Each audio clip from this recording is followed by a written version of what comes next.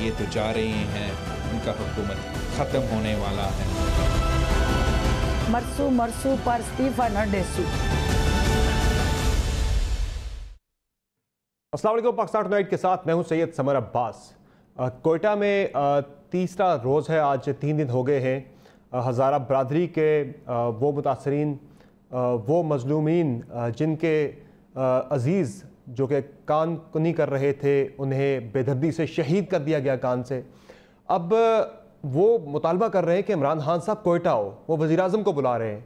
वो वज़ीर-ए-आज़म इमरान खान साहब जब वो अपोजिशन में थे 2013 में, तो उस वक्त जब कोयटा बरादरी की टारगेट किलिंग, कोयटा में हज़ारा बरादरी की टारगेट किलिंग हुई थी, तो वो सवाल कर रहे थे वेयर इज़ द स्टेट। तो आज उन्हीं खान साहब से पूछ रहे हैं, कोयटा के हज़ारा बरादरी पूछ रही है कि खान साहब आप कहाँ हैं, आप क्यों नहीं आ रहे कोयटा। बहरहाल इसमें जब तनकीद होती है पीपल्स पार्टी की तरफ से, नून लीग की तरफ से कि हुकूमत दादरसी नहीं कर रही, तो उनके अपने रहनुमा मरीम नवाज साहब और बिलावल भुट्टो जरदारी साहब भी दादरसी वो भी कर सकते हैं। क्या वो करेंगे ऐसा, वो जाएंगे?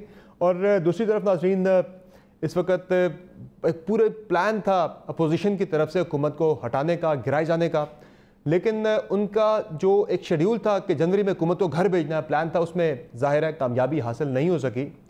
और इसी पीडीएम के अंदरूनी छोटे छोटे इख्तलाफात और जो प्लान था हुकूमत को गिराने का, उसमें ताख़ीर की वजह से अब हुकूमत को बड़ा कॉन्फिडेंस मिल रहा है। और कॉन्फिडेंस का एक अमली मुजाहिरा यहाँ से आपको मैं दिखाऊँ, गवर्नमेंट जो कर रही है कि 19 जनवरी को इलेक्शन कमीशन के बाहर प्रोटेस्ट करना है पीडीएम की क़यादत ने, और आज ही हुकूमत की तरफ से इजाज़त दे दी गई है कि आप करें एहतजाज, हम किसी किस्म की रुकावट खड़ी नहीं करेंगे, चूँकि गवर्नमेंट को लगता है कि पीडीएम के एहतजाज से किसी किस्म का फ़र्क उससे नहीं पड़ने वाला। और दूसरी तरफ अब फ्रस्ट्रेशन नज़र आ रही है हमें पीडीएम के कैंप्स में।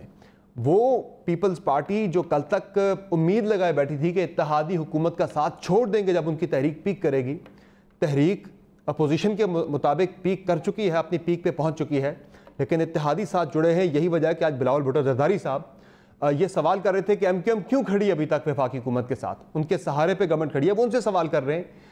तो जाहिर है एक तरह का वो अपनी नाकामी का एतराफ़ कर रहे हैं कि क्यों अभी तक वो अपोजिशन, क्यों अभी तक वो हुकूमत के इत्तेहादियों को हुकूमत से अलग नहीं कर सके। और आने वाले दिनों में पीडीएम की जो मूवमेंट है वो खुद से तो गवर्नमेंट के लिए कोई ज़्यादा मुश्किल शायद खड़ी ना कर सके, लेकिन गवर्नमेंट का अपना जो रिजिड एक स्टांस है कि बात नहीं करनी, इससे वो कुछ अहम हलकों को नाराज़ भी कर रही है गवर्नमेंट। क्या पिंडी और इस्लामाबाद के दरमियान जो एक पेज पे होने वाली बात है कि आने वाले दिनों में भी एक पेज पे रह सकेंगे, और इसी पे क्या पीडीएम अब तकिया करेगी कि यहीं से कोई मुश्किल उनके लिए, हुकूमत के लिए खड़ी हो सके, जिससे पीडीएम कैश करा सके अपनी तहरीक की कामयाबी के लिए। ये तमाम मौजूद हम आज के प्रोग्राम में डिस्कस करेंगे। हमें ज्वाइन किया है मोहम्मद जुबैर साहब ने, नायब सदर हैं पाकिस्तान मुस्लिम लीग नवाज़ के। हमारे साथ प्रोग्राम में मौजूद है हुमायूं अख्तर खान साहब, सीनियर रहनुमा पाकिस्तान तहरीक इंसाफ, और पलवशा खान साहबा पाकिस्तान पीपल्स पार्टी की डिप्टी सेक्रेटरी इंफॉर्मेशन है। बहुत शुक्रिया आप तीनों मेहमानों का, आपने प्रोग्राम में अपना कीमती वक्त दिया। नाजरीन, सबसे पहले तो हम बात करेंगे कोयटा में जो हज़ारा बरादरी की तरफ से एहतजाज चल रहा है, वो एक मुतालबा कर रहे हैं इमरान खान कोयटा आओ। ज़रा आपको सुना देते हैं उनका मुतालबा क्या है।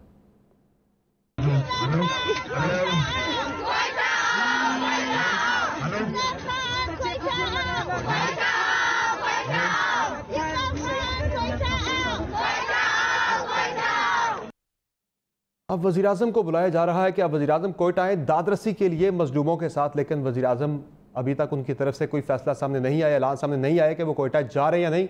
कल वज़ीर दाखिला को भेजा गया था, लेकिन वज़ीर दाखिला नहीं मना सके, उनके मुतालबात पूरे नहीं कर सके। लेकिन अब जो उनका मेन मुतालबा है, प्राइम मिनिस्टर अगर चले जाते हैं दादरसी के लिए तो एक बड़ी चीज़ हो सकती है। लेकिन यही वज़ीर-ए-आज़म है, जब अपोजिशन में थे तो उस वक्त मयार कुछ और था।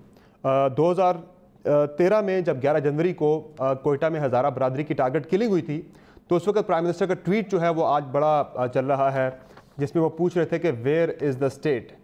तो आज कोयटा की हज़ारा बरादरी पूछ रही है कि where is the prime minister. Humayun Akhtar Khan sahab, क्या वजह है प्राइम मिनिस्टर साहब दादरसी के लिए भी नहीं जा सकते? ये तो किसी ने नहीं कहा समर, जरूर जाएंगे। प्राइम मिनिस्टर है, जितनी जल्दी वक्त मिलेगा वो जाएंगे। हमारे भाई हैं, इतने खानदान हैं जो इस वक्त गम में मुब्तला है, पूरा कौम गम और गुस्से में मुब्तला है। बड़े अरसे से हज़ारा बरादरी के साथ ये हरकत हो रही हैं और आपको इनकी वजूहात भी मालूम है। हाल ही में बड़े तफसीली इंफॉर्मेशन प्रोवाइड की गई है दुनिया के कैपिटल्स में कि इसमें इंडिया का क्या रोल है। इंडिया के जासूस पकड़े गए हैं, इंडिया जो हमारे हमसाया मुल्क में बैठ के हरकत करता है, ये सब उन्हीं का नतीजा है। पाकिस्तान की सिक्योरिटी सर्विसेज ने 2009 से लेके अब तक मैं समझता हूँ दुनिया में मिसाली ऑपरेशन किया है। ये जो काउंटर टेररिज्म ऑपरेशन इन्होंने किया है और उसमें बहुत कामयाबी हासिल की है, और पाकिस्तान का एक बहुत ही फाल रोल है अफगानिस्तान में अमन लाने के लिए, जिसमें अभी हम शरीक हैं और पेश हैं और दुनिया हमें सराह रही है। और मुझे पूरी उम्मीद है कि पाकिस्तान की हुकूमत और हमारी सिक्योरिटी एजेंसीज ये जो वाकया हुआ है इसकी जड़ तक पहुंचेंगे, और पूरी उम्मीद है कि सर मेरा तो बुनियादी सवाल ये था मय्यतर खान साहब किसी के साथ दोहरा म्यार क्यों होता है? जब आप अपोजिशन में होते हैं आपका म्यार चीज़ों को लेकर कुछ और होता है, जब आप इक़्तिदार में आ जाते हैं तो आपका म्यार बदल क्यों जाता है? आज वही खान साहब जो वेयर इज द स्टेट का सवाल करते थे आज से 10 साल पहले तक, आज उन्हीं खान साहब को तीसरा दिन है वो लोग लाशें रखकर सड़क पर बैठे हैं, एहतजाज कर रहे हैं। वो वज़ीर आज़म को बुला रहे हैं, अपने मुल्क के वज़ीर आज़म को दाद रसी के लिए आए उनके पास। मुझे पूरा यकीन है कि प्राइम मिनिस्टर जैसे ही उनको कुछ थोड़ा सा भी वक्त मिलता है तो वो जरूर अपने इन भाइयों और बहनों के पास जाएंगे और उनको दिलासा देंगे। बहरहाल इस तरह के मामले में तो मेरे से वक्त निकाल लेना चाहिए अगर नहीं भी हो। मोहम्मद ज़ुबैर साहब, मरीम नवाज साहबा की तरफ से एक ट्वीट भी आया जिसमें उन्होंने कहा कि वफाकी और सूबाई हुकूमत की संगदिली है, बेहिसी है और नाअहली का मुंह बोलता सबूत है, ना काम आता है और ना ही ज़ख्मों पर मरहम रखना आता है। तो ज़ख्मों पर मरहम आपकी पार्टी की क़यादत ने भी सिर्फ एक ट्वीट करके ही रखा है।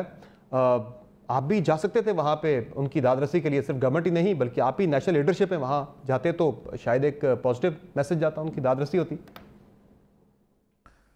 पहले तो मेरा दिल कर रहा है कि मैं खड़े होकर क्लैप करूं और हुमायूं अख्तर की दादरसी करूं कि मतलब आप इसको सम अप में ऐसे करता हूं कि हुमायूं अख्तर ने पहले तो अपनी हुकूमत की तारीफ़ें की कि कितनी ज़बरदस्त काम किया और उन्होंने जड़ से उखाड़ के फेंक दिया और पता नहीं क्या क्या कुछ किया। एक तो वो फ़ख्र कर रहे बजाय कि एक हमदर्दी का इजहार करने के it's a failure on the part of the state and the government, a massive failure, और इसको जाहिर सी बात है एक्सेप्ट करें। और दूसरा उन्होंने कहा कि जी ये तो इंटरनेशनल कम्युनिटी सराह रही है हमारी एजेंसीज को, इंटरनेशनल कम्युनिटी अप्रिशिएट कर रही है। मतलब हुआ क्या है, इतना बड़ा मैसिव फेलियर हो गया, इतना लाशें उठ गईं। प्राइम मिनिस्टर साहब कैलस किस्म के आदमी हैं जो कहीं भी नहीं जाते हैं। वो ऑपोजिशन में जो आपने याद दिलाया था वो अलग दिन थे। दूसरा, जहाँ तक इंटीरियर मिनिस्टर का है तो उनसे तो कोई एक्सपेक्ट किया ही नहीं जा सकता था। जब तक तो वो रेलवे के मिनिस्टर थे तो क्या तबाही थी रेलवे की। और ये वो वजीर आज़म हैं जो खड़े होके कहते थे कि साउथ कोरिया में एक कश्ती डूब जाती है तो प्राइम मिनिस्टर रिजाइन कर देता है। यहाँ ट्रेन के हादसे हो गए, 90 लोग शहीद हो गए, पता नहीं 100 के करीब उनके 2.5 साल में हादसे हो गए उनके टेन्योर में, और उनको रिवॉर्ड किया गया क्योंकि वो GHQ के गेट नंबर 4 के करीब रहते हैं और उनको बना दिया सबसे सेंसिटिव पोजीशन में। मुझे ये बता दें कि शेख रशीद का कोई तजर्बा है, शेख रशीद का कोई बैकग्राउंड है, स्वाय इसके कि जी फरवरी के बाद मैं देख रहा हूं कि मार्च आएगा और मार्च के बाद मैं देख रहा हूं अप्रैल आएगा, स्वाय इसके what is his calibre, what is his quality, क्या वो डिलीवरी कर सकते थे as interior minister? I am sorry to say कि he is a massive failure जहां भी वो गए। और पाकिस्तान का another reason why this government should be toppled, because इन्होंने इतनी सेंसिटिव पोजीशंस पर इस किस्म के इनकॉम्पिटेंट लोगों को बिठा दिया है जिनका कोई ताल्लुक नहीं है, कोई काम नहीं है, समझ बूझ नहीं है। सो बिल्कुल ये, और जो जहाँ तक आपने किया है, एक तो हमारे लोग गए हैं वहाँ जो PMLN के, लेकिन वो इस वक्त जो उनके जज्बात हैं वो दे आर डिमांडिंग कि प्राइम मिनिस्टर मस्ट कम। और 3 दिन वो क्या किया मुझे आज बताते हैं उन्होंने, तर्जमानों का वो इजलास करते हैं, तर्जमानों के इजलास में ये बताते हैं सर वो सर पे कुरान रख के जो वो मुतालबे कर रहे हैं, वास्ते डाल रहे हैं, वो सिर्फ प्राइम मिनिस्टर नहीं डाल रहे, उन्होंने आप लोगों के नाम भी ले रहे हैं कि आप लोग भी आए उनकी दादरसी के लिए। वो फजल रहमान साहब की बात भी कर रहे हैं, वो मरीम नवाज साहब की बात भी कर रहे हैं जी। लेकिन मैं सिर्फ ये बता रहा हूँ कि भाई प्राइम मिनिस्टर क्यों नहीं गए? Prime minister of the country तर्जमानों के इजलास में ये बता सकते हैं कि मरीम नवाज की जो भावलपुर की जो वो है रैली है उसको कैसे काउंटर करना है, नवाज शरीफ के बारे में क्या से बयान देने, लेकिन उनको इसका फिक्र नहीं है। सर आप भी तो खुद को अवाम के नुमाइंदे कहते हैं ना। हादसा हो गया और नहीं देखिए ना, एक सेकंड, प्राइम मिनिस्टर के जाने का मतलब क्या होता है? प्राइम मिनिस्टर के जाने का मतलब समझ ये होता है कि पहली चीज़ तो ये है कि आप उनकी बात सुनते हैं, दूसरी जो इन्फॉर्मेशन प्राइम मिनिस्टर के पास है वो हमारे पास नहीं है, स्टेट के पास है जो हमारे पास नहीं है, कि क्या हुआ और क्या सद्देबाब इसका क्या। वो बुला क्यों रहे हैं प्राइम मिनिस्टर को? इसीलिए बुला रहे हैं कि आप क्या वो चीज़ें करने जा रहे हैं जिसकी वजह से आइंदा इस किस्म का हादसा ना हो। ये सुनना चाहते हैं वो प्राइम मिनिस्टर के। प्राइम मिनिस्टर के पास स्वाय बट कढ़ाई पर FIR दर्ज कराने के उनके पास कोई पावर है ही नहीं। तो वो बेचारे मैं तो ये कह रहा हूं कि अगर दूसरे शहर की तरफ देखते हैं कि भाई मैं क्या करूं अब। मरियम साहब अगर गई होती वहां पे, मौलाना फजल रहमान गए होते, बिलावल साहब गए होते, तो यकीनी तौर पे प्राइम मिनिस्टर पे भी प्रेशर आता काफी ज्यादा कि वो भी जाते। जिन अवाम के लिए तहरीक चलाने की बात करें, ये भी तो वही अवाम ही है ना सर। नहीं, अवाम की तहरीक के लिए बिल्कुल बात सही है, बट एक तो हमें सिक्योरिटी क्लियरेंस चाहिए होता है, एक तो उनके वहाँ अवाम को पता नहीं होता। हमें सिक्योरिटी क्लियरेंस चाहिए होता है कि हम जाएं या ना जाएं। जलसा आपने कर लिया कोयटा में सर, जाएंगी या मौलाना उस वक्त भी थ्रेट थी। ओ भाई सिक्योरिटी, ओ भाई जिन लोगों की तरफ से वो हंगामा हो रहा है और सही हंगामा हो रहा है, उधर जो माहौल है, तो सिक्योरिटी क्लियरेंस हमें मिलेगा तो हमें तो अंदर भी नहीं जाने देंगे। वजीर दाखिला को भी थ्रेट है, वो वहां कल पहुंचे हुए थे, फिर प्राइम मिनिस्टर के लिए भी सिक्योरिटी क्लियरेंस का मसला आ सकता है जो आप कह रहे हैं कि वजीर दाखिला, प्राइम मिनिस्टर का जहाज, वजीर दाखिला के नीचे सारी सिक्योरिटी एस्टेब्लिशमेंट आती है। मैंने आपको कहा है कि वो गेट नंबर 4 के करीब रहते हैं, तो उनको अगर डर लगता है तो फिर पाकिस्तान स्टेट को वैसे ही छोड़ देना चाहिए। ठीक। परवशा खान साहब, बिलावल भुट्टो जरदारी का बड़ा एक ज़बरदस्त टास्क रहा है दहशतगर्दी के खिलाफ, लेकिन वो भी इस मामले पे हमें कहीं नज़र नहीं आ रहे। आज भी उन्होंने बड़ी तवील प्रेस कॉन्फ्रेंस की, लेकिन उस पर भी कुछ ज़्यादा जिक्र नहीं था इस कोयटा के सानहे का। वो भी वहाँ अगर चले जाते दाद रस्सी के लिए या फिर अपने पार्टी के कुछ लोगों को भेज देते, खुद उनका जाना ज़्यादा अहम है। प्राइम मिनिस्टर पे तनकीद करना तो आसान है कि प्राइम मिनिस्टर वहाँ पर नहीं गए, लेकिन आप लोग जो खुद को कहते हैं कि हम हैं पाकिस्तान की असल लीडरशिप, हमारी तरफ अवाम देख रहे हैं, तो जाना चाहिए था वहाँ पर। और दूसरा जो मुतालबा है वहाँ से एक आ रहा है, मुतालबा सबसे बड़ा जो आ रहा है वहाँ पे, जो गवर्नमेंट कह रही है कि हम पूरा नहीं कर सकते, वो है बलूचिस्तान हुकूमत को टॉपल करने का, कि उसको ख़त्म किया जाए। ये मुतालबा आपको लग रहा है जायज़ है? देखिए, बात यह है कि इस वक्त सवालात का रुख आप मेरी तरफ नहीं कर सकते या अपोजिशन की तरफ नहीं कर सकते। सबसे पूछेंगे। तमाम तर जिम्मेदारी का जो तयन है वो आप कीजिए हुकूमत पर, और सवालात का रुख भी उनकी तरफ कीजिए। लिहाजा बिलावल भुट्टो साहब ने जो करना है, जो कहना है, मेरे हिसाब से वो जल्द हज़ारा जाएंगे और यहाँ बलूचिस्तान जाएंगे और उनके साथ इजहार यकजहती करेंगे। लेकिन सवाल ये है कि जिनकी ये जिम्मेदारी थी वो क्या करते रहे हैं। जिस दिन यहाँ उसामा, वो जो बच्चा था, उसको भूना जा रहा था गोलियों से, आपके वजीर दाखिला सियासी बयानबाजी कर रहे थे।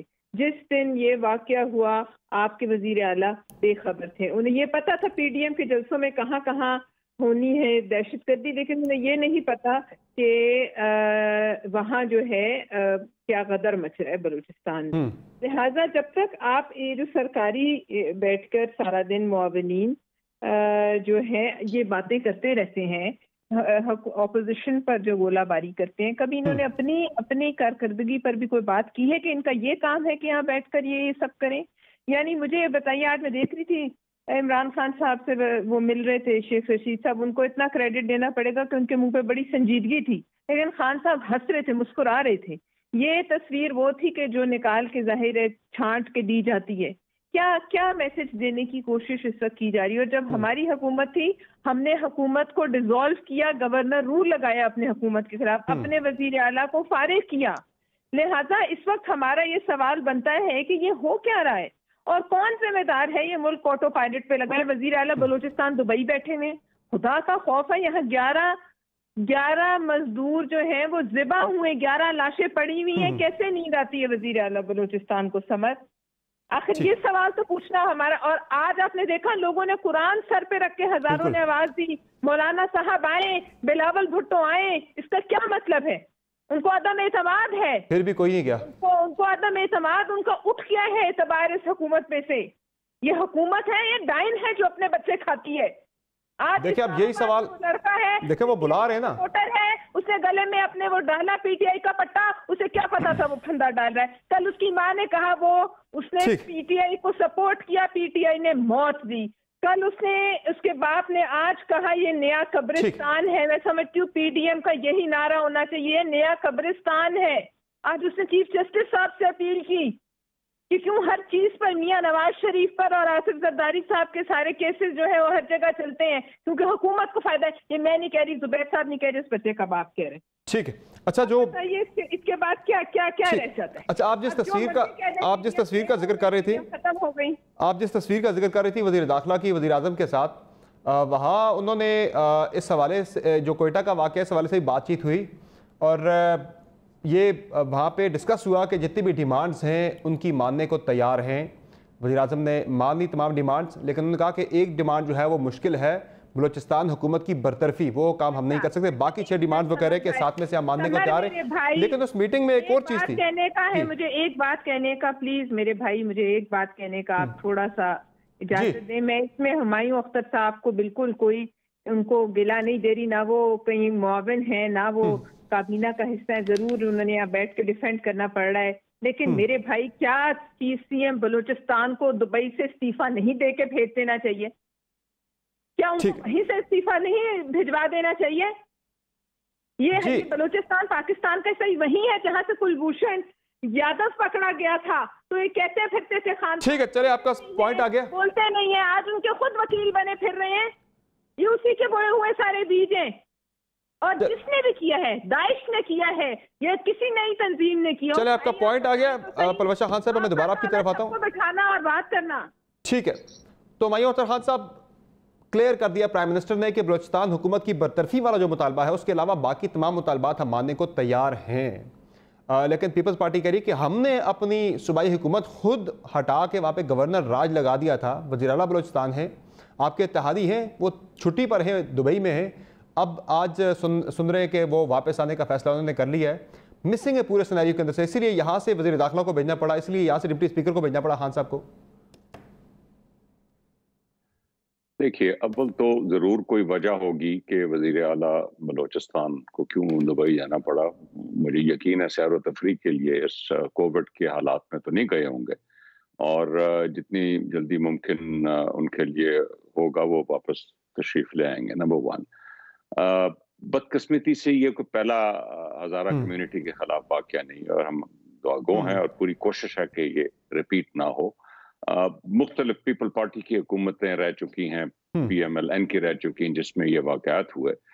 तीसरी ये चीज़ है कि ये मुतालबा एक इलेक्टेड हुकूमत, एक सूबे की, एक फेडरेशन यूनिट की एक मुतालबा कर रहे हैं कि वफाकी हुकूमत उसको उठा के बाहर फेंक दे।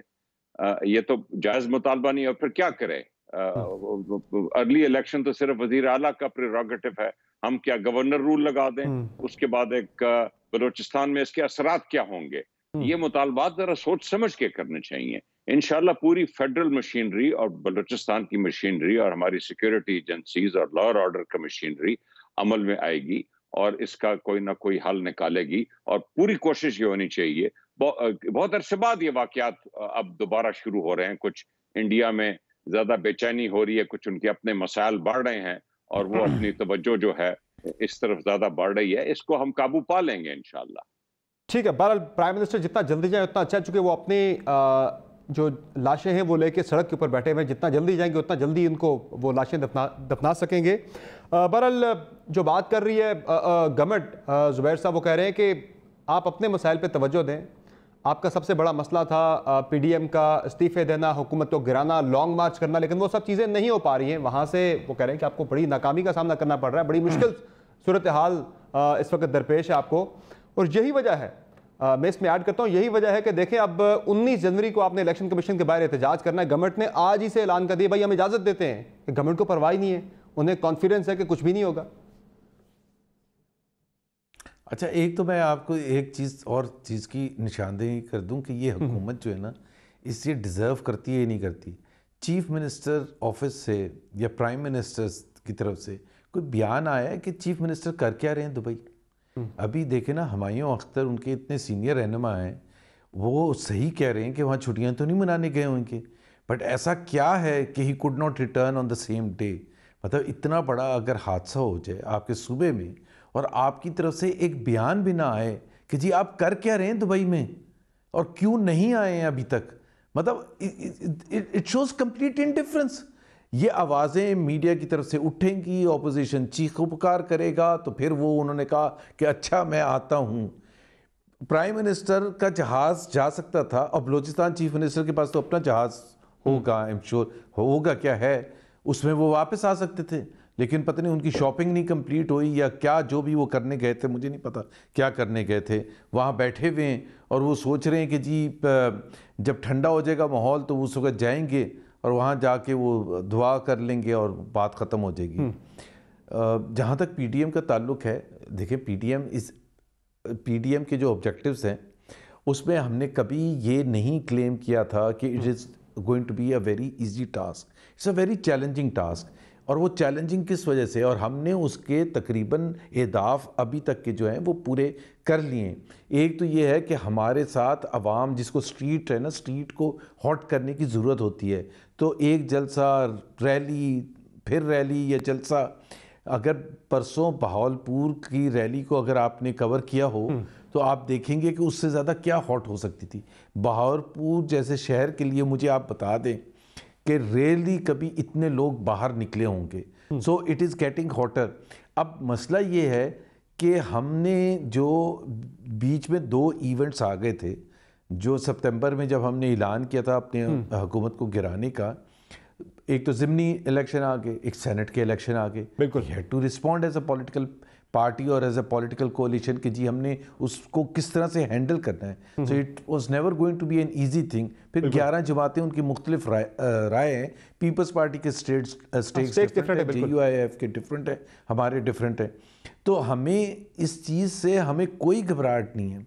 अभी भी एक सर्वे लाहौर के लिए हुआ है, एक टेलीविज़न चैनल ने, आप ही के जैसे चैनल ने लाहौर में जाके लाहौरियों से पूछा, ये कहते हैं ना लाहौर में पिट गया, तो भाई लाहौर में पिट गया, आप सर्वे करवा लें, गैलप को बोल दें, किसी और को बोल दें, आप बोल दें कि लाहौर के शहरियों का सिर्फ करवा लें, सर्वे करवा लें, और वो उनको पता चल जाएगा कि इमरान खान कहाँ खड़े हैं और अपोजिशन कहाँ खड़े। और वैसे भी हमें कोई प्रूव करने की कोई ज़रूरत भी नहीं है। जो 2018 का धांधली शुदा इलेक्शन था, उसमें इन 11 जमातों के उस धांधली के बावजूद, उस तबाही, उस किस्म की धांधली जो पाकिस्तान की। लेकिन जुबैर साहब, ये अहदाफ जो थे आपने सेट किए कि इस्तीफे देंगे, लॉन्ग मार्च होगा, अगर इतना ही मैदान गर्म है तो फिर लॉन्ग मार्च में ताखीर क्यों है? अब कल मरीम साहब कह रही थी सर्दी भी है, मौसम को भी देखना है, उन चीज़ों को देख के हम लॉन्ग मार्च करिए। नहीं, ये मार्च के एंड से पहले मार्च नहीं हो रहा। अब आप जो कार्ड्स थे वो इस्तेमाल कर चुके, आपने कहा इस्तीफे देंगे, इस्तीफे नहीं आए, जमा कर लिए गए, इस्तीफों पे फिर इख्तलाफ भी आ गया, उसमें ताखीर भी आ गई। यही वो चीज़ें जो गवर्नमेंट को कॉन्फिडेंस दे रही है ना समर। हाँ, लेकिन गवर्नमेंट को कॉन्फिडेंस अगर दे रही होती ना तो फिर वो नेशनल डायलॉग की बातें ना कर रहे होते। गवर्नमेंट को अगर कॉन्फिडेंस होता ना तो वो क्या, गवर्नमेंट तो नहीं कर रही नेशनल डायलॉग की बात, प्राइम मिनिस्टर बिल्कुल नहीं कर रहे। देखें, प्राइम मिनिस्टर बार बार कहते हैं डायलॉग करूंगा, स्वाय NRO के डायलॉग करूंगा, और मैं एक साहब का नाम नहीं लेना चाहता जिन्होंने नेशनल डिफेंस यूनिवर्सिटी में, जो सबसे अहम है पाकिस्तान के साहब, उन्होंने एक खावर गुम्मन वहाँ मौजूद थे, उन्होंने सवाल पूछा। अब DGISI की बात कर रहे हैं, तो उन साहब ने ये कहा कि DGISI की बात कर रहे हैं, तो उन्होंने कहा कि नेशनल डायलॉग की ज़रूरत है। तो नेशनल डायलॉग की ज़रूरत क्यों पड़ी है? आज से 4 महीने पहले की ज़रूरत थी किसी को? अब की ज़रूरत पड़ गई है नेशनल डायलॉग की। इसलिए ज़रूरत पड़ी है कि जब आपको ये एहसास हो 2 चीज़ों का, एक कि ये कितनी निकम्मी हुकूमत है कि 2.5 साल के बाद भी ये वो उसमें से एक चीज़ भी, मैं एक एग्जांपल दे देता हूँ ना, चाहे अगर आप गुर्बत को ले लें, बेरोज़गारी को ले लें, आप महंगाई को ले लें, कोई एक चीज़ इम्प्रूव हुई है 2018 के मुकाबले में, या बहुत ज़्यादा शदीद तरीन तरीके से ख़राब नहीं हुई है। 50 लाख घरों में से एक घर मिला है, 1 करोड़ नौकरियों में से एक नौकरी मिली है, बल्कि 70 लाख नौकरियां चली गई हैं। तो जहां इतनी ख़राब सूरत हाल हो तो वहां हुकूमत के पास तो ख़ुद उनको फ़ैसला करना चाहिए इमरान खान साहब को बैठ के, क्योंकि वो जब वो घबरा के ये जवाब देते हैं कि जी 18,000 या 15,000 रुपए वाला अब क्या करे, तो वो कहते हैं कि फिर मैं क्या करूं, जब उनसे सवाल ये किया जाता है कि वो खुदकशी ना करें तो क्या करें, तो वो कह रहे हैं कि मैं क्या करूं। वो भाई आप ही ने कहा था, हमने नहीं कहा था। लेकिन सर मामला ये है इस वक्त अब जो मुज़ाकरात के हवाले से, नेशनल डायलॉग के हवाले से जो एक अप्रोच है, उसमें प्राइम मिनिस्टर ने तो बड़ा क्लियर कर दिया है कि मैं इनसे एनआरओ की शर्त पे मुज़ाकरात नहीं करूंगा। ये एनआरओ चाहते हैं मुझसे, मैं इनसे बातचीत नहीं करूंगा, क्योंकि ये चाहते ही एनआरओ, ये सजी दिखा के कभी मारते हैं। वो जो बात उन्होंने इंटरव्यू के अंदर भी की थी, प्राइम मिनिस्टर अब जो मुज़ाकरात की बात है, डायलॉग की बात है, वो एस्टैब्लिशमेंट मशवरा दे रही है ना। Samar, the prime minister is a habitual liar. I am sorry to use this word because the fact of the matter is 2.5 साल सुन तो क्यों ना इस्तेमाल करो 2.5 साल में। अच्छा आप बता देना, for a prime minister who consistently lies इस्तेमाल करने शुरू कर दें तो मुनासिब नहीं होगा। चोर डाकू के अलावा आपकी, मैं पर्सनली बात नहीं कर रहा, आप चोर डाकू के अलावा हमें कहते क्या है? आप मुझे बता देना, चोर डाकू का लफ्ज इस्तेमाल गद्दारी का आप करते हैं, दहशतगर्द आप इस्तेमाल करते हैं हमारे लिए। आपने मोहम्मद जुबैर पर दहशतगर्दी और गद्दारी के केस काटे हुए हैं, तो आपने बाकियों के साथ क्या? एक सेकंड मैं कंप्लीट कर लूं, फिर आप एतराज कर दीजिएगा। प्राइम मिनिस्टर साहब ने अगर ये कहा है और 2.5 साल से कह रहे हैं कि मैं एनआरओ नहीं दूंगा, जब हम कंसिस्टेंटली ये पूछते हैं कि आपसे किसने एनआरओ मांगे, तो आप बता दें। XYZ आए थे, ABC आए थे, आप बता दें ना कौन मांग रहा है आपसे। The fact of the matter is कि जब आप ये कहते हैं कि नजम सेठी ने 35 पंक्चर लगाए थे और फिर 2 साल के बाद आप हंसते हुए ये कहते हैं वो तो एक पॉलिटिकल स्टंट था। जब आप शहबाज शरीफ पर इल्जाम लगाते हैं कि 10 बिलियन उसने मांगे थे, सर वो नैब की 34 तरमीम की बात करते हैं ना मोहम्मद जुबैर साहब, भाग जाते हैं। वो नैब की 34 तरमीम का बार बार हवाला देते हैं कि यही एनआरओ की अमली शक्ल थी। पहली बात तो ये 34 तरामीम जो थी वो अभी आज से 4 महीने पहले की बात है। ये आपको पता है, ये 2 साल से लगे हुए। और दूसरी बात ये है कि हमने 34 तरामीम नहीं कही थी। ये एक अगेन देखे ना, बड़ी गलत बात है। अब ये कहते हैं कि ये लफ्ज़ ना इस्तेमाल करें। हमने कहा कि जी FIA एक हद तक इन्वेस्टिगेशन करता है और नैब के रिसोर्सेज लिमिटेड हैं, आप उसको 1 बिलियन से ऊपर रखें, 1 बिलियन से नीचे FIA को करने थे। भाई इसमें क्या खराबी है? इन्होंने कहा, ये कह रहे हैं 1 बिलियन से कम की करप्शन करने थे। अब इस किस्म का मजाक जब वजीर आजम करेगा और इस किस्म का मजाक जब सीनियर वजीर करेंगे, तो फिर हमारे पास चॉइस क्या बचेगी इन सिवाय उन अल्फाज को इस्तेमाल करने के जो हम कर रहे हैं। बहरहाल वो परसेप्शन तो इस पर बना गई ना गवर्नमेंट की, ये एनआरओ की अमली शक्ल थी और इसमें अगर ये हो जाती तरमीम मंजूर तो आप लोगों को फायदा मिल जाता, मरीम नवाज को फायदा मिल जाता, हालत का ख्याल करें, लोगों को जो गुर्बत की लकीर से नीचे धकेल दिया है। आप अपने करप्शन देखें, शुगर पे करप्शन हुई है नहीं हुई, वीट में करप्शन हुई है ये नहीं हुई है, LNG में करप्शन हुई है ये नहीं हुई है, BRT में करप्शन हुई है ये नहीं हुई है, फॉरेन फंडिंग में करप्शन हुई है ये नहीं हुई है। अगर ये सच्चे हैं, अगर ये करप्शन के खिलाफ हैं, तो फॉरेन फंडिंग केस क्यों नहीं खोलते हैं? अगर ये सच्चे हैं और करप्शन के खिलाफ हैं, तो BRT का स्टे क्यों लिया पे? बता दें। अगर ये सच्चे हैं तो शुगर माफिया, जो भी शुगर माफिया है, जिसने भी 55 रुपए से, इनकी अपनी रिपोर्ट में लिखा हुआ है कि 1 रुपए चीनी की कीमत बढ़ती है तो 5.5 बिलियन अभी चीनी फिर से बढ़ना शुरू हो गई है। बाय द वे, चीनी फिर से बढ़ना शुरू हो गई है। जाते हैं या नहीं जाते? किसकी जेबों में गए? जहांगीर, खुसरो बख्तियार, चीनी की कीमतें 12 फिर से बढ़ना शुरू हो गई है। मैं दोबारा सर आपकी तरफ आता हूं। अब जो पलवशा खान साहब, जो मैं कॉन्फिडेंस की बात कर रहा हूं, गवर्नमेंट का कॉन्फिडेंस जाहिर है PDM के अंदरूनी जो छोटे मोटे इख्तलाफात हैं, फैसलों में जो ताखीर है, इसी वजह से बढ़ रहे हैं। जो आपने डेडलाइंस दे दी कि इस डेडलाइन पे हुकूमत नहीं होगी, वो दिन भी गवर्नमेंट ने देख लिया, जनवरी भी आ गया और फिर इस्तीफों की बात भी हुई। इस्तीफों वाला एक सख्त कार्ड आपने इस्तेमाल कर लिया, लेकिन वो बैकफायर कर गया। अब जो ताना आपको गवर्नमेंट खुद दे रही है, कल फिर 2 साल से गवाह से हमारे शो में थी, वो क्या बात कर रही थी, जरा सुनाएं जी। मरसू पर इस्तीफा न डेसू। आप ये बताएं कि आपने इस्तीफा कब देना है? अब हुकूमत आपसे ललकार के करिए कि 2 इस्तीफे दो, ये कॉन्फिडेंस का लेवल है। सबसे पहले समर अब्बास साहब, मैं फिरदौस आशिक अवान साहबा की बातों को इस लाइक नहीं समझती कि मैं आप जैसे एक अच्छे और मुदब्बर शो पर उनका जवाब दूं। और हम लोग नौकरों के, जो नौकर आजम है, उनका जवाब देंगे। नौकरों के चाकरों के जवाब देने के हम जो है वो बाउंड नहीं है। फिरदौस आशिक अवान साहिबा अपनी नौकरी पक्की करी है, वो करती रहे, उनका हक है। दूसरी बात यह है कि हम कुछ भी करेंगे, हम इस्तीफा दें या न दें, हमारा जो हदफ है वो ये है कि इस हुकूमत को चलता करना है। PDM में चाहे 1000 आपस में मामलात ऐसे हो जाएं, झगड़े हो जाएं, मामला खराब हो जाए, इत्तफाक राय ना हो, क्या आपने वो मुझे इल्म नहीं है कि क्लिप चलाई है या नहीं, मैंने थोड़ा लेट ज्वाइन किया है, जहां वो जो हजारा के एक शख्स सर पे कुरान रख के आवाजें दे रहे हैं कि मौलाना फजलुर्रहमान आए, साहब आए, हमें बचाएं। आप क्या समझते हैं कि इन हालात के बाद और उसके बाद आप आ जाएं, फिर ये जो बच्चा कत्ल हुआ उस पर मैंने आपको कहा, उसके वालिद और वालिदा ने जो कहा आपने सुना, फिर आ जाए वो नैब का 22 ग्रेड का वो जो अफसर 22 ग्रेड का खुरम हमायूं साहब जिसने अपने सर में गोली मारी। Can you imagine? आप सोच सकते हैं किस डेस्परेशन से वो गुजरा होगा। हम सब आखिर इंसान तो है ना, चाहे किसी पार्टी से हैं, हम इंसान तो है ना। हम अपने आप को उस जगह रख के सोच सकते हैं कि वो किस कदर उस ज्यादती और बेइज्जती से डरा होगा कि उसने अपने सर में 30 साल की सर्विस के बाद 22वें ग्रेड में पहुंच के गोली मारी और उसको मुनासिब समझा। फिर आप आ जाए साहिवाल की, वहां से आप शुरू हो जाए ना, साहिवाल से शुरू हो, जिनको बुलाया गया रास्ते मदीना के महलों में, और जब उनको चेक किए गए, वजीर आजम ने कहा मैं कतर से आके इंसाफ करूंगा, तो उसके दादा, बच्चों के दादा की आंखों में आंसू थे।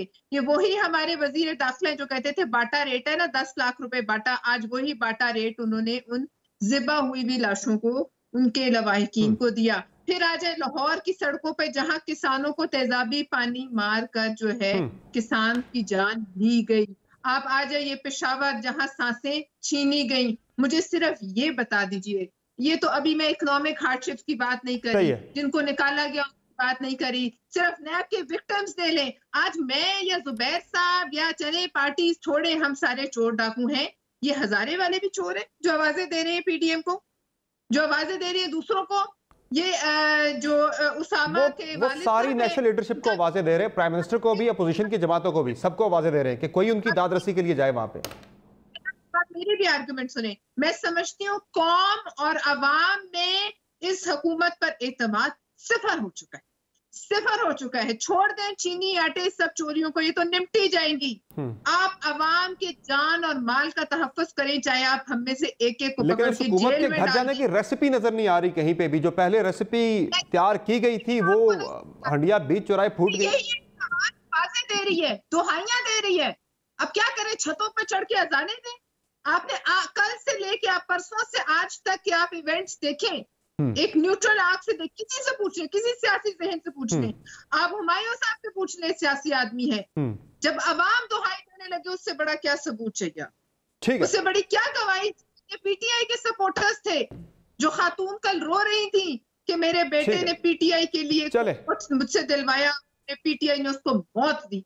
आप मुझे ये बताएं, ये वही आपके वजीर, चले छोड़ दें, ये भी होते रहते हैं पुलिस मुकाबले, ये वही दाखिला है जिन्होंने रेलवे में कितनी मौतों पे प्रिजाइड बात हो चुकी है इस पे, बिल्कुल आपका बात हो चुकी है। लोग वैसे हम 22 करोड़ भेड़ बकरियां जिनके ऊपर इनको लाके बिठाया गया, जिनको चपड़ासी नहीं बनाना चाहते थे, कि हमारे मुख्तसर हैं, क्या इनमें कोई कमी है कि ये नहीं आ सकते थे, या और कोई ऐसा आदमी नहीं आ सकता था कि जिसमें थोड़ी बहुत तो हो गवर्नेंस करने की? आपका पॉइंट आ गया। और बाकी तमाम भोंपू बैठ के बोलते रहते हैं ऑपोजिशन के ऊपर, अपनी कारकर्दगी पर क्यों नहीं बोलते? बहरहाल वो बार-बार रिपीटेडली बोल के वो परसेप्शन बनाने में काफी हद तक कामयाब हो गए कि पीडीएम अपने अहदाफ हासिल करने में नाकाम जा रही है। पर मुझे ब्रेक लेनी है, मैं ब्रेक से वापस आता हूँ, दोबारा से ब्रेक से वापस आते हैं, ब्रेक पे जाते हैं नाज़रीन। ब्रेक से वापस आएंगे तो बात करेंगे ये जो बिलावल भुट्टो ज़रदारी साहब ने आज एमक्यूएम के बारे में बात की कि एमक्यूएम क्यों लगी बैठी है साथ, हुकूमत को सहारा दिए बैठी है, क्या मजबूरी है उसकी। जब उस मजबूरी का जिक्र करते हैं तो लगता है कि पीडीएम खुद अपनी मजबूरी और लाचारी का इजहार कर रही है कि भाई वो क्यों नहीं छोड़ रहे साथ गवर्नमेंट का।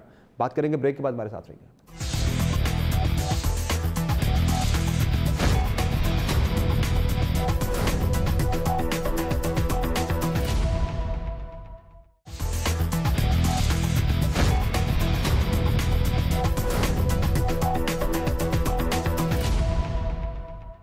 वेलकम बैक द शो नाज़रीन। बात करेंगे पीडीएम की हुकूमत मुखालिफ तहरीक के हवाले से।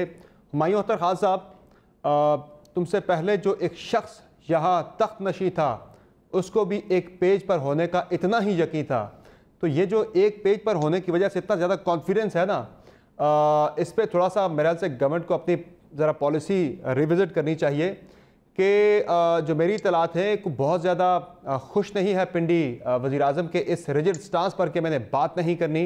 बावजूद इसके कि मशवरा बारहा दिया जा चुका है कि सियासी तलखी को कम किया जाए, बातचीत का माहौल बनाया जाए और मुल्क में सियासी इस्तेहकाम पैदा करने की कोशिश की जाए, लेकिन प्राइम मिनिस्टर ने कोई मशवरा नहीं माना, बल्कि अपने तर्जुमानों से कहा कि तलखी बढ़ा दीजिए। तो कल को PDM इसी चीज़ पे शायद वो तकिया कर रहे हो कि ये जो एक पेज पे ना होने वाला मामला है यही उनकी स्ट्रेंथ बन जाए, आपकी कमजोरी बन जाए। बहुत सी बातें आपके गेस्ट ने की, मुझे थोड़ा सा मौका दीजिए कि मैं मुख्तसरन उनका जवाब दे दूं। क्लियरली पिछले 2.5 साल की जो दो बड़ी पार्टीज की सियासत है वो इनके लीडरशिप के खिलाफ जो सुप्रीम कोर्ट के 5-5 मेंबर के बेंचेस के मुकदमात थे जिनकी JITs बनी और रेफरेंसेस सुप्रीम कोर्ट ने FIA और NAB में भेजे, ये उनके नतीजे थे। और पिछले 2.5 साल से जो एक्चुअल सियासत, अपोजिशन की सियासत की बुनियाद है वो ये है। अब आप आ जाइए इस PDM की जो हालिया तहरीक है। देखिए, ये जो बयानिया जब बनता है, अगर तो जो भी हमारे मुल्क के मसाइल थे, हमने तो सरतोड़ कोशिश की है पिछले 2-2.5 सालों में उनको हल करने की। हमने इकोनॉमी जिस हालत में मिली थी उसको बेहतर बनाने की कोशिश की है, दुनिया में सराहा गया है। कोविड हैंडलिंग हमारी दुनिया में सराही गई है। लोकस हैंडलिंग हमारी, अब आपको कोई उसमें खबर नहीं आती। देखिए, अपोजिशन जब एक एंटी अप करे कि गिरा देंगे और खत्म कर देंगे, और नैरेटिव उनका एक सिक्योरिटी एस्टेब्लिशमेंट में बाय नेम उनके अटैक्स हों पब्लिकली, और हमने बार बार ये कहा कि जब फौज इक्तदार में ही नहीं बैठी, अगर इक्तदार में बैठी हो तो ठीक है, आपको पता है कोई लोग साथ मिल जाते हैं। जुल्फिकार अली भुट्टो मरूम पैदावारी अयूब के मार्शल लॉ के थे, नवाज शरीफ साहब पैदावारी ज़िया-उल हक की उसके मार्शल लॉ के थे। अब फौज इक्तदार में नहीं बैठी बल्कि काउंटर टेरर में पिछले 11 साल से मसरूफ है और इंतहाई कामयाब रही है, कराची के लॉ एंड ऑर्डर में कामयाब रही है। आप उनको बाय नेम सेंसिटिव इदारों को उकसाने की कोशिश कर रहे हैं।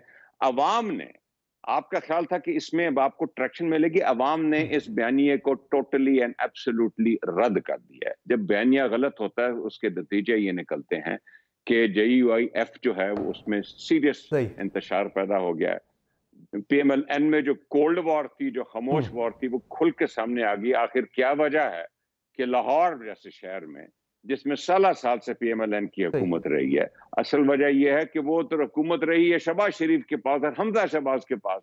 उन्होंने अंदर साहब के साथ ताउन नहीं किया। आपने एंड अप की, यानी आप ये कह रहे, आप ये कहना चाह रहे हैं कि लाहौर का जलसा हमजा शहबाज और शहबाज शरीफ ने नाकाम बनवाया? आई एम 100% श्योर जी, I am absolutely and positively sure. मैं लाहौर में सियासत करता हूं, मैं जानता हूं लाहौर की सियासत को। ओके, नाउ अब आप आ जाइए बात पे कि ये जो मूवमेंट है ये तो हो गई है खत्म। एक बयानिया जब फेल होता है तो उस अभी लॉन्ग मार्च होना है सर, बड़े अभी फेजेस हैं, ये टेस्ट मैच है सर, ये T20 नहीं है सर। लॉन्ग मार्च अब हम कब तक इंतजार करेंगे समर अब्बास साहब इस लॉन्ग मार्च का? भाई करना करो, भुगताओ, क्यों हमें बार बार थ्रेटन कर रहे हो? आप सारे के सारे सेनेट के इलेक्शन में हिस्सा लेंगे, आप सारे के सारे बाय इलेक्शन में हिस्सा लेंगे और बयान फिर भी देते रहेंगे कि हमने रिजाइन करना है। और पीपल पार्टी ने पहले दिन से लेकिन सर मयोतर खान साहब, अगर ये लड़ाई लंबी चलती है, ये तहरीक थोड़ा मजीद प्रोलॉन्ग करती है, तो उसमें जो बात मैं कर रहा था कि पिंडी और इस्लामाबाद के दरमियान अगर खलीज पैदा हो जाती है, एक सफे पे नहीं रहते, तो ये भी एक आपके लिए बड़ी एक प्रॉब्लम बन जाएगी। समर अब्बास, मैं दो चीजें कहूंगा इसमें आपको। एक पेज पे होने का ये मतलब नहीं है कि हम जाके कोई सियासी तौर पे एक पेज पे हो गए हैं। एक पेज का मतलब हमारी नजर में ये होता है कि हम बिला वजह पाकिस्तान की फौज को पंजाब पुलिस नहीं बनाना चाहते और पाकिस्तान की ISI को पंजाब की स्पेशल ब्रांच नहीं बनाना चाहते, और हर वक्त एक झगड़ा करें उनसे कि ये ताकत भी हमें दे दो और ये भी इंटरफेयर न करिए। ये हम काम नहीं करते। हम फौज को, ISI को और बाकी सिक्योरिटी के इदारों को आइन के तहत जो उनके रोल हैं वो अदा करने देते हैं और बार बार उनसे चपकलिश नहीं रखते। ये मतलब होता है वो तो एक मशवरा दे रहे हैं ना, वो तो एक मशवरा दे रहे हैं, वो तो एक मशवरा दे रहे हैं हुकूमत को कि मशवरा दे रहे हैं कि सियासी इस्तेकाम लाया जाए। इस वक्त बड़े चैलेंजेस हैं मुल्क के अंदर, दाखिली सलामती के चैलेंजेस हैं, दहशतगर्दी के चैलेंजेस हैं, बाहर मुल्क से भारत की तरफ से बड़ी प्लानिंग हो रही है पाकिस्तान के अंदर अदम इस्तेकाम फैलाने की। वो कह रहे हैं इस्तेकाम लेकर आए। ये सिक्योरिटी एजेंसीज हैं, हुकूमत से जब 1-on-1 मीटिंग्स हैं तो ये करेंगे। लेकिन एक मैं आपको और बात बताता हूँ जी, जिस तरीके का बयानिया और जिस तरीके की जबान इस्तेमाल की गई है, बाय नेम, आप तो कह रहे हैं कि सब मिल बैठ के बात करें। ये जो अपोजिशन की जबान है, इसको अच्छी बात ये हुई है कि इसको अवाम ने रद्द कर दिया है। ठीक है, क्योंकि आपका पॉइंट आ गया। तो वरना मैं बात मुकम्मल करने दीजिए, एक मिनट का मौका दीजिए समर। क्योंकि वरना तो अगर ये अवाम रद्द ना करती तो अपोजिशन को they should never have gotten away with it, because मुस्तकबिल की सियासत फिर ये होगी कि जो अपोजिशन पहले तो गवर्नमेंट को बुरा भला कहती थी, अब अपोजिशन आएगी और वो सिक्योरिटी एजेंसीज को गालियां देना शुरू कर देगी, ठीक है, और वो अपने दबाव डालने की। ये नहीं हो सकता है मोहम्मद जुबैर साहब, इस मुल्क में नहीं हो सकता। मोहम्मद जुबैर साहब, अब जो पीडीएम ने खुद से इस्तीफे देकर लॉन्ग मार्च करके हुकूमत को गिराना था, वो तो फिर वक्त नहीं हो सका। हुमायूं अख्तर से एक सवाल करना है जी, मैंने हुमायूं अख्तर से एक सवाल करना है। मैं ये कह रहा हूँ कि ये कह रहे हैं सिक्योरिटी एस्टेब्लिशमेंट पर हमले करें। अगर ये तैयार हैं और ये अपनी हुकूमत से इजाज़त भी ले लें पैमरा से, मैं इनके साथ आपके साथ प्रोग्राम करने के लिए तैयार हूँ जिसमें ये तमाम वो टेपें चला दें जो मियां नवाज शरीफ ने या मरीम नवाज ने बोली हैं, और हम तमाम वो टेपें चलाने की इजाज़त दे दें जो इमरान खान ने बोली हैं सिक्योरिटी एस्टेब्लिशमेंट के ख़िलाफ़। उन्होंने कब नहीं बोली, और जुडिशरी के ख़िलाफ़, और क्या नहीं बोला। मतलब उनकी इतनी तादाद है, हुमायूं अख्तर साहब इतनी तादाद है, आपको ये चैलेंज कबूल है?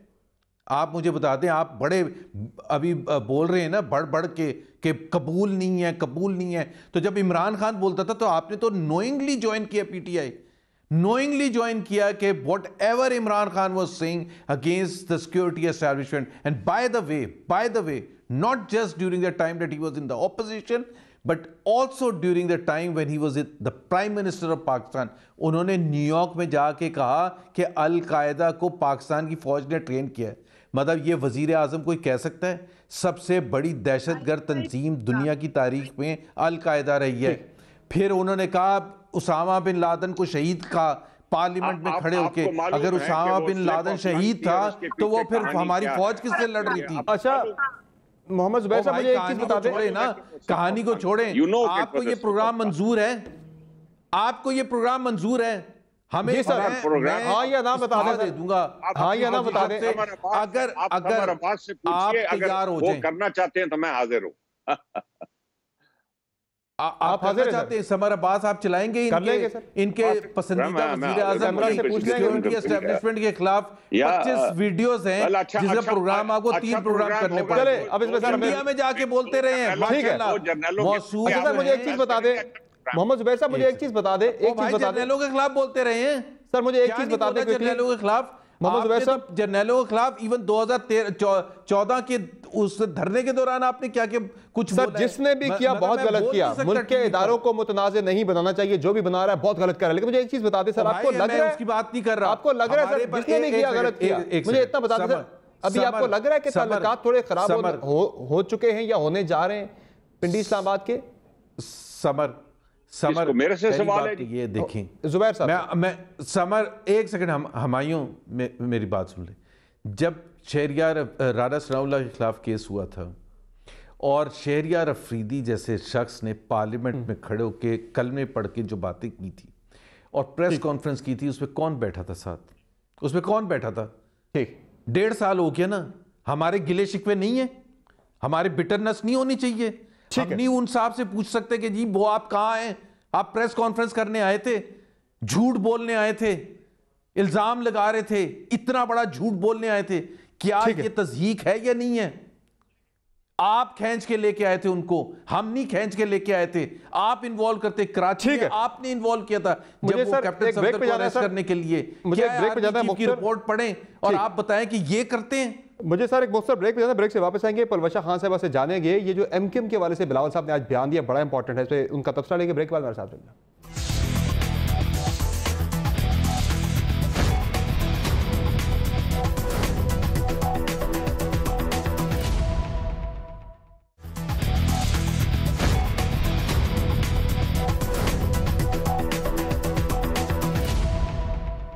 वेलकम बैक टू नाज़रीन। पीडीएम का हदफ था कि तहरीक आगे चलेगी, उसका प्रेशर बढ़ेगा, इत्तेहादी हुकूमत से अलग हो जाएंगे। इस हवाले से बिलावल भुट्टो जरदारी साहब ने हमारे प्रोग्राम में अक्टूबर में क्या कहा था, जरा सुन लें। जो उनके बेचारे इत्तेहादी जमातें हैं वो ना चाहते हुए भी ज़बरदस्ती उनके साथ खड़े हैं, उनके लिए सियासी तौर पे बिल्कुल मुश्किल होगा कि वो इस हुकूमत को प्रॉप अप करे।